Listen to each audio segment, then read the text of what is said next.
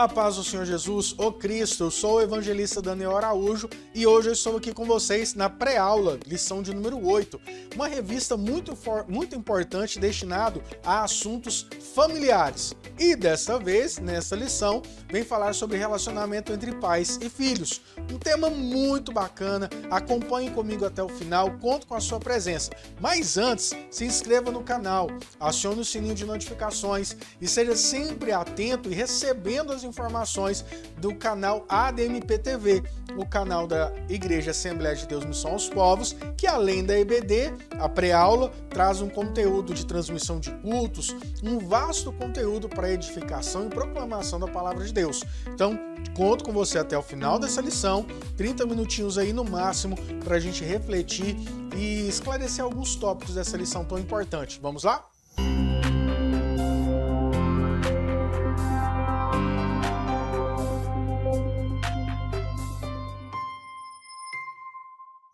Muito bem, tenham em mãos a sua revista física ou digital e a sua Bíblia. É muito importante você ler a revista e também as referências bíblicas.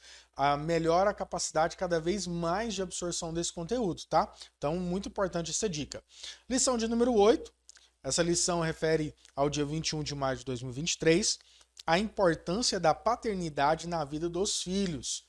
Quando nós falamos sobre a estrutura bíblica e o objetivo dela, nós temos alguns modelos narrativos que tratam a família ou coisas pertencentes à realidade da família para o relacionamento homem-Deus. E uma estrutura e uma narrativa de uma história patriarcal, ou seja, a religião judaica ou cristã, que tem uma origem judaica, ela tem a sua fundamentação em alicerces de uma cultura, costumes, valores, um aculturamento patriarcal. Então, o ser mais velho, o homem mais experiente, o ancião, aqueles que tomam as decisões, eles têm um papel social de extremo peso. Eles trazem essas narrativas dentro do contexto bíblico e exemplos para a nossa sociedade contemporânea. A importância do pai, a importância da família, por mais que a estrutura, vamos dizer assim, tradicionalista, ela venha a ser desconstruída por alguns elementos contemporâneos, ela não pode ser esquecida pela família cristã. Por exemplo, alguns desenhos animados onde você tem figuras como os Simpsons, onde o pai é um bêbado que fica no sofá, que é irresponsável e que não tem ali a referência patriarcal. Ou outros desenhos como os Grus, por exemplo, se eu não me engano é esse nome, de uma família pré-histórica, Neandertal quase, em que o pai ele é desacreditado por conta de manter os seus valores. Dois exemplos aqui simples, mas que aos olhos das crianças podem ter uma leitura diferente do que nós entendemos como sendo algo normal. Nós pais precisamos sim tomar cuidado com as informações, a narrativa e o contexto que os nossos filhos recebem. A estrutura patriarcal, ela precisa ser respeitada e valorizada. É certo que alguns pontos, elementos, valores, composição daquilo que era o pai há séculos atrás, hoje, por conta das evoluções naturais, também se evoluiu essa visão. Mas a moral, a índole e responsabilidade não podem sumir do papel do pai. Outro exemplo muito importante que nós podemos trazer aqui à nossa reflexão é a própria estrutura, diremos que normal da criação de um filho na conjectura judaica. O filho, até os seus 3, 4, 5 anos, em períodos de lactação, ele estava ali no colo da mãe, recebendo ali as canções e começando a escutar as histórias do Eterno, do Deus, do Pai, de Abraão, Isaac, Jacó, a criação da Gênesis e por aí vai. Quando a criança entrava na idade onde ela conseguia desenvolver intelectualmente e emocionalmente, ela passava um tempo maior com seu pai. No período até 12 anos, a criança ela aprendia o seu ofício. E tem um ditado, um ditado judaico que certa vez eu li que eu acho muito rico. O pai que não ensina para o filho uma profissão está ensinando ele a ser ladrão.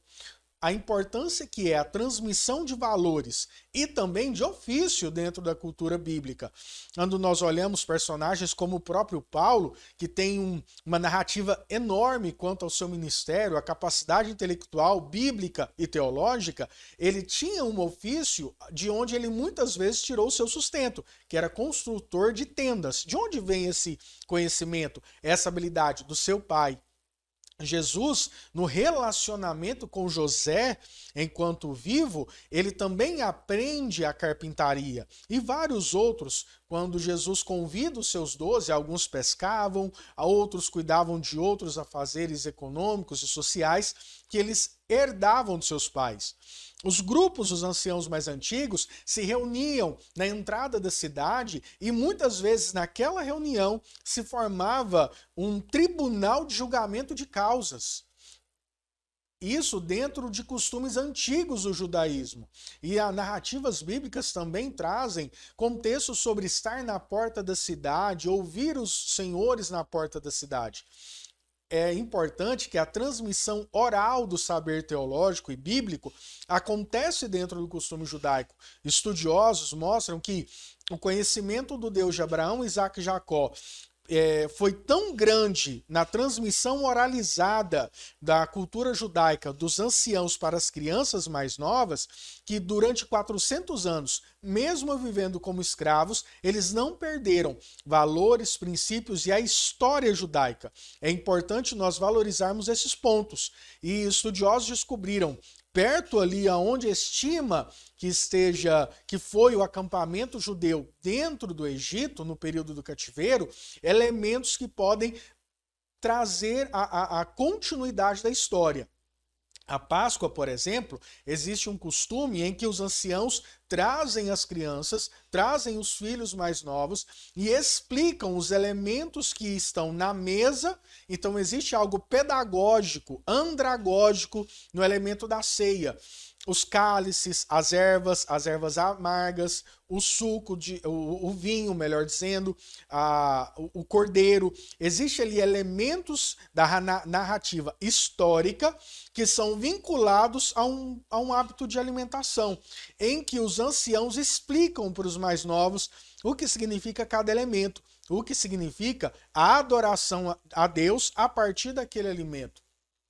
Eles pedem que as crianças procurem na casa se existem sujeiras, migalhas de pães, simbolizando ali não terem o fermento dentro das suas casas.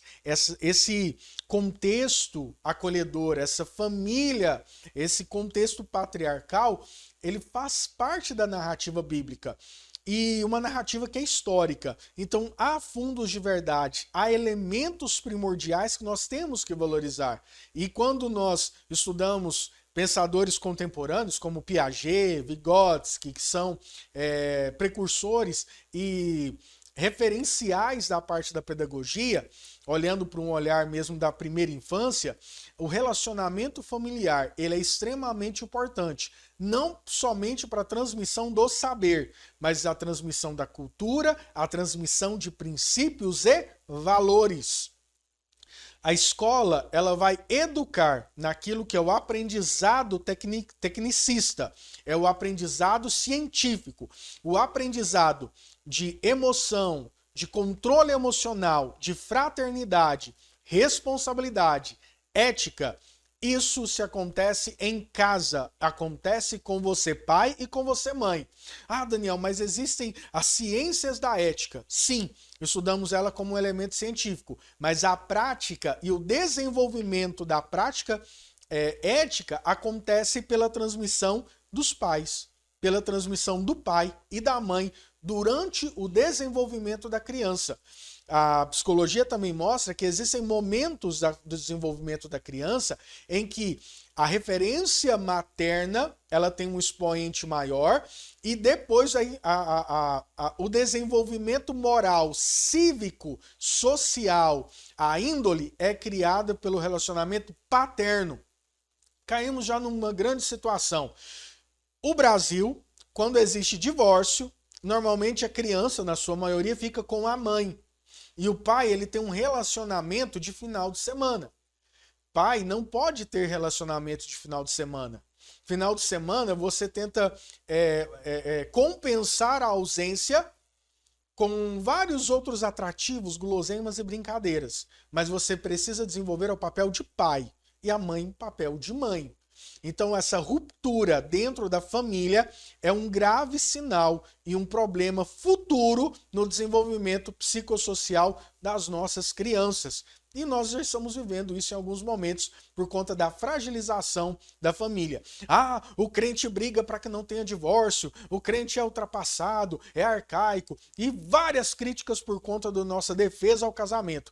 Mas, percebam bem, a sociedade começará a padecer, e muito, pela falta da estrutura de pai e de mãe vivendo com seus filhos. Então, valorizamos sim o relacionamento familiar, defendemos sim o casamento e nós negamos a defesa do divórcio. Ah, mas existem casos. Não criamos regras por conta de exceção. Não desconstruiremos aqui uma estrutura histórica, que é a família, por conta de exceções, ok? Então vamos lá. A importância da paternidade na vida dos filhos. Trazer os tópicos aqui para nossa reflexão. O texto áureo se encontra aos Efésios, capítulo 6, versículo 4. E vós, pais, não provoqueis a ira a vossos filhos, mas criai-os na doutrina e admoestação do Senhor. Nós somos seres imperfeitos. E nós estamos criando pessoas e seres que precisam de atenção. Então, aonde eu posso balizar o desenvolvimento da criação dos meus filhos? A Bíblia é um deles. A doutrina da palavra de Deus é um deles. A doutrina também que nós trazemos como verdade salvífica é uma delas. E nós conseguimos trazer isso a partir da palavra de Deus. Verdade prática. Quando o padrão divino para a criação de filhos é negligenciado, as consequências são terríveis para a família cristã. E eu aqui prolongo aqui com todo respeito ao autor, como eu já disse anteriormente. Essa sentença aqui não é somente para a família cristã, mas sim para a sociedade. A sociedade começa a padecer e a sofrer por males terríveis por conta da fragilização, da desconstrução e da desconfiguração da família no patamar cristão. Daniel, você está sendo exagerado? Não, estou sendo realista. Essa é uma verdade. E qualquer pesquisa feita vai mostrar essa máxima nossa. O autor traz a referência o texto bíblico de 1 de Samuel, capítulo 2, versículo 12 ao 17, 22, versículo, e capítulo 8, do 1 ao 3. Vamos ler a segunda parte da indicação. 1 de Samuel, capítulo 8, do 1 ao 3. E sucedeu que, tendo Samuel envelhecido, constituiu a seus filhos por juízes sobre Israel. E era o nome do seu filho primogênito Joel, e o nome do seu segundo Abias. E foram juízes em Berseba, porém seus filhos não andaram pelo caminho dele. Antes se inclinaram à avareza e tomaram presentes e perverteram o juízo. Se nós andarmos um pouquinho antes na história, um modelo muito semelhante aconteceu com Eli, que também era sacerdote. Ele tem seus filhos, Ófnis e Finéias, que não continuam um bom legado do seu pai. Agora, Samuel, infelizmente, passa pela mesma situação. Davi também passa pela mesma situação.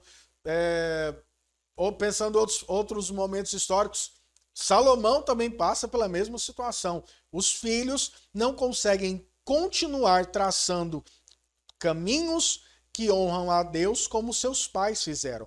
Mas também acontece o inverso na Bíblia. Filhos que olham para Deus diferente de como seus pais olhavam para Deus. O próprio Gideão, onde ele destrói a estrutura de adoração pagã construída pelo seu pai, quando ele recebe ali o seu chamado. Existe aqui uma complexidade muito grande. E o que nós precisamos entender é que existe a necessidade da preservação da família e não simplesmente por ela, mas pela sociedade e pela índole e pela moral e o desenvolvimento de cidadãos com consciência social diferente, que tem uma visão coletiva e não individualista. A primeira parte da lição vem tratar sobre a paternidade dentro da família. Primeira parte, a primeira família, que é outro modelo que nós temos em que os filhos, eles não condizem com o comportamento do pai. Embora que o pai e a mãe tivessem pecado na primeira família e aberto ali uma porta terrível de inconsequências aí para a humanidade, como condenação pelo ato, mas os dois filhos, nós temos ali o primeiro homicídio, a primeira narrativa de inveja, a primeira narrativa de uma família desestruturada, mas que dessa família depois se torna, a partir de Sete, um dos filhos de Adão e Eva, se torna modelo de adoração a Deus e dá seguimento até chegar, por exemplo, na figura de Noé. A primeira família, ele trata sobre esse diálogo, esses acontecimentos que estão no entorno, e eu quero destacar uma parte central no texto. No caso de alguns sacerdotes, o exercício sacerdotal passava a ser mais importante do que a criação dos filhos. Eli e Samuel, a despeito da vida ilibada perante Deus e o povo, foram displicentes com a sua própria família, principalmente com seus filhos. E aqui eu já abro uma aspa. Tempo. Precisamos ter tempo para a família. Você, pai, precisa ter tempo para a esposa. E hoje nós estamos falando aqui da paternidade. Mas você, pai, precisa ter tempo para sua esposa. Você, pai, precisa ter tempo para os seus filhos. Então, estar com os filhos não significa se relacionar com eles. O seu filho ou a sua filha tem a liberdade de trazer sentimentos íntimos para você? Tem liberdade de trazer confissões para você? Você consegue extrair do seu filho e da sua filha confissões que são íntimos a eles? É uma reflexão que nós precisamos ter. Porque se não confessam a você, confessam a alguém. E depois da confissão você tem o conselho. E aí o perigo está aí. De onde vem o conselho para o seu filho? Então, reflita sobre o relacionamento. Muitas vezes nós usamos aquela frase, mas na minha tempo não era assim, mas os meus pais não faziam assim, na minha época eu já fazia assado, no meu tempo já era daquele jeito. Primeiro, gente, acorda para a vida, a sociedade evoluiu. Muitas vezes os meus pais não tinham acesso à escola e trabalhavam, não é porque eles não queriam, é porque não tinha escola para eles irem e tinham trabalho. Então, evoluiu-se a mentalidade, evoluiu sim a sociedade. Valores e princípios precisam ser mantidos. Não confundamos uma coisa com a outra, pessoal. Valores e princípios bíblicos, valores e princípios morais, valores e princípios éticos sociais precisam ser mantidos. E quem ensina isso? Pai e mãe. É um exemplo aqui muito simplório, mas a professora dentro da sala de aula ensina para o seu filho, não jogue lixo na rua, não jogue lixo na rua, não jogue lixo na rua. Aí você busca seu filho na escola, ele entra no carro, você pega uma bala e o pacotinho da bala, o saquinho da bala, você joga onde? Na rua? O filho entra num paradoxo. Então a professora não tem importância porque meu pai faz. E aí quando o filho te fala, pai, não joga na rua. Ah, sua professora não sabe de nada, meu filho. Eu sei do que eu sei fazer. É assim? Então seu filho começa a entrar em paradoxo. Outro exemplo, vamos estudar, e eu sei que todo ano tem no currículo das escolas, campanha de combate à dengue.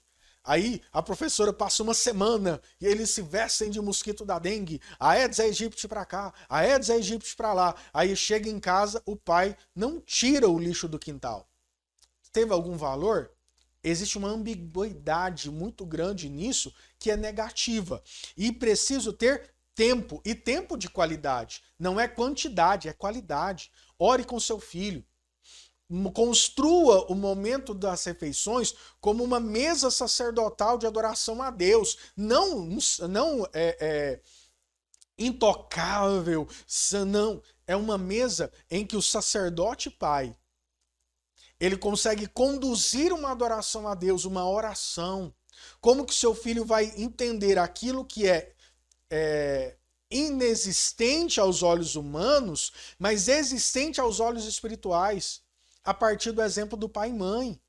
Precisamos, existe uma pesquisa muito forte, um desenvolvimento para evangelismo até os 14 anos de idade, que 90% das conversões na atualidade acontecem com crianças até 14 anos de idade, porque houve ali a inicialização do processo da fé. Faça isso em casa também. Filho de peixe, peixinho não é, tá bom? Então lembremos disso. A segunda parte, a falta de autoridade no lar. Autoridade não é autoritarismo. Não é mandar, não é brigar, não é esbravejar, não é chegar em casa cansado do trabalho e querer que todo mundo ali te adore como rei, pai. Não.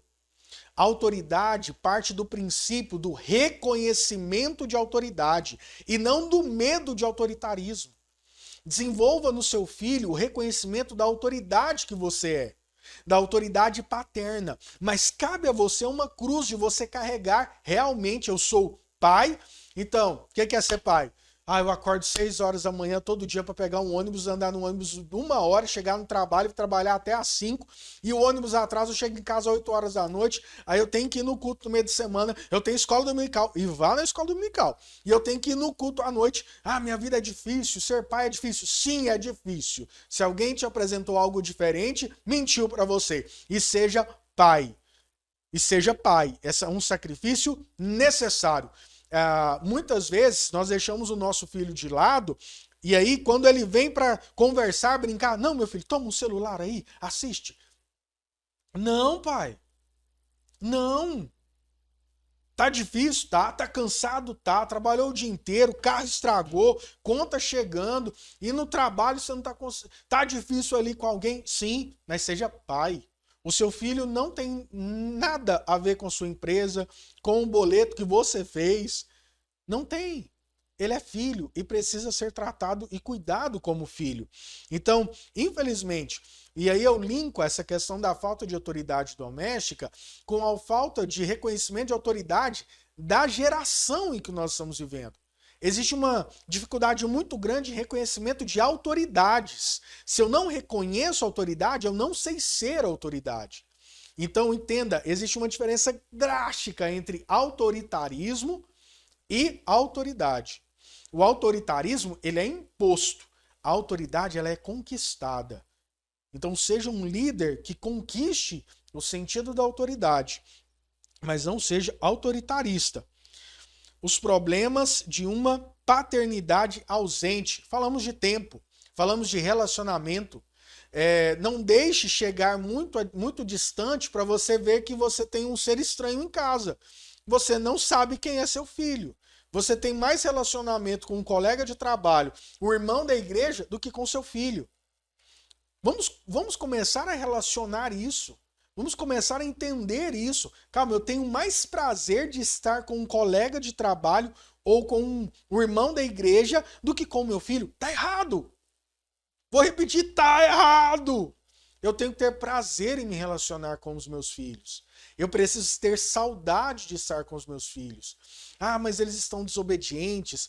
Mas eles estão isso, estão assado. Faz parte do desenvolvimento deles. Como nós passamos, quantas vezes eu lembro de conflitos entre eu e meu pai, e hoje eu tenho saudades dele, me dá vontade de ir lá tomar um café com ele, me alimentar, almoçar com ele, me dá saudade dele. Quase todo dia eu ligo. Ele tá sem celular, eu ligo, mãe, como é que tá o pai? Tá bem. Mas lá quando tinha 12, 13, 14, gente, era uma loucura, só Jesus, graças a Deus que foi Jesus na causa. Então, seguindo aqui, nós passamos para o próximo tópico, que é tipos de paternidade extremistas. São os exageros. A paternidade autoritária. Falei um pouquinho aqui. Autoridade e autoritarismo. São coisas diferentes. Sua casa não é um quartel, sua casa não é a empresa. Mas na empresa eu sou líder, todo mundo me respeita, eu falo e todo mundo, sim senhor, vai lá capitão. Não, não é. Sua casa não é empresa, sua casa não é o quartel, sua casa também não é igreja, se você for líder eclesiástico. Epa, Daniel, calma aí. Não é igreja no sentido de hierarquia. Ela é uma igreja mais íntima, uma comunhão, uma koinonia sua com a sua família. Aí sim se torna uma igreja, mas não no sentido de autoritarismo ou de hierarquia que existem dentro dos vínculos eclesiásticos. A paternidade permissiva, que é aquela que deixa tudo, pode tudo, e o não é antipedagógico, o não é errado. Gente, se você não ensina o seu filho a respeitar o não em casa, a vida vai ensinar para ele. Alguém vai passar a falar não para ele. E aí quando, mas Daniel, você está sendo exagerado. Não, gente. Mercado de trabalho é cheio de nãos. Mercado de trabalho é cheio de portas fechadas. A vida é cheio de nãos e cheio de portas fechadas. Aí a criança começa a desenvolver só o sim. Quando chega na sua adolescência, na sua juventude, ele não sabe lidar com as negativas da vida. E se você não trabalhar isso com ele, o mundo vai trabalhar de uma forma errada, ruim. Então, trabalhemos o não. Muito bom o tópico elencado aqui pelo escritor. E seguindo aqui, já para a última sessão da lição, o fracasso de dois pais relapsos com os filhos, omissos para com os filhos. Aqui traz o exemplo de Samuel. Depois, a inserção de responsabilidade de Eli e Samuel para com seus filhos. A isenção, de responsabilidade de Eli e Samuel para com seus filhos. E, por fim, tratamentos inadequados. Meus irmãos, vou voltar aqui à foto inicial, que é muito linda. Traz muito a ideia mesmo, ficou muito significativa essa lição. Precisamos investir tempo, diálogo, relacionamento com nossos filhos. Esta geração que vem, a próxima, não será criado como você foi. E você não foi criado como a geração dos seus pais. E os seus pais não foram criados como a geração anterior a eles. Existem evoluções sociais, contextos sociais, econômicos que vão interferir e muito na criação da geração, desenvolvimento dessa geração. Eu tenho uma filha e eu preciso aprender a ser pai de menina. Assim como você, talvez tenha um filho, tem que aprender a se relacionar com o menino, que é diferente. Eu brinco muito que a menina, ela é muito mais difícil, cara, de você manter, não sei, em bom sentido, porque o menino você trocou a meia, tá de roupa nova, a menina não, é uma roupa, é um vestido, é um laço, é uma coisa, a maquiagem, mas traga os seus filhos para você, traga os seus filhos para se relacionar, quando ele quiser contar alguma coisa que aprendeu na escola, escute, não diga não para ele. Você é o melhor amigo, você é a pessoa mais próxima, desenvolva um relacionamento. Daniel, mas você falou em ser amigo. Seja pai, e pai é diferente de amigo. Mãe é diferente de amiga. Seja pai, se relacione com seus filhos, escute-os e repreenda os comportamentos errados. É o pai e a mãe que pode ver distorções e comprometimentos do comportamento. Se a criança pegou alguma coisa que não era dela, se a criança falou alguma mentira, é a hora que o pai e a mãe têm para tratar isso imediatamente. Mas eu passei a semana inteira trabalhando, eu passei uma semana viajando, eu não vou tratar, eu não vou chamar atenção. Precisa chamar atenção. Isso faz parte, a criança sente necessidade disso. Vou contar aqui uma memória afetiva que eu tenho.